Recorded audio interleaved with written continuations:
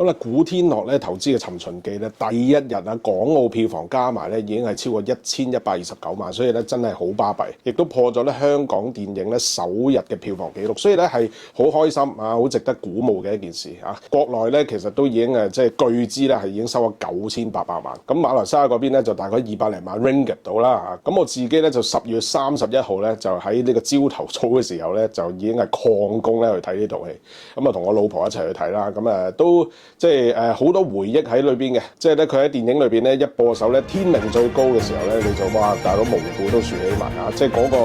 無論回憶又好，嗰個情感又好，即係對尋秦記啲 IP 又好，即係好多嘅回憶係翻嚟。咁亦都套戲好多嘅特技啦嚇，好多嘅老演員啦。咁啊當中咧阿滕麗明啊或者係孫軒啊，好似食咗防腐劑咁樣唔老嘅，喺郭羨妮稍為老咗少少。咁啊嗱，其實有因嘅，因為咧咁多個咧，包括滕麗明啊、孫軒啊，都冇生過小朋友。好啦，科學根據咧生一個小朋友咧都老5至10年咁耐嘅喎嚇。咁所以滕麗明同埋孫軒都冇生過小朋友。咁啊，當時滕麗明拍嘅時候咧，已經講緊43歲，所以哇，真係覺得啊 keep 得都真係相當好。咁啊，其實條主線咧就主要講古天樂即係做呢個項少龍啦嚇，就同呢個林峰啦做呢個趙盤咧嘅師徒嘅關係啊嚇。其實你問我咧，我覺得都寫得好好嘅啊，即係成個故事嘅穿透啊，去到最尾啊，咁啊大家如果入戲院睇咧，就知道啊個結局都好多元嘅嚇，大家自己睇啦嚇，一個非劇透嘅影評。我自己就個人嚟講咧就中意嘅啊，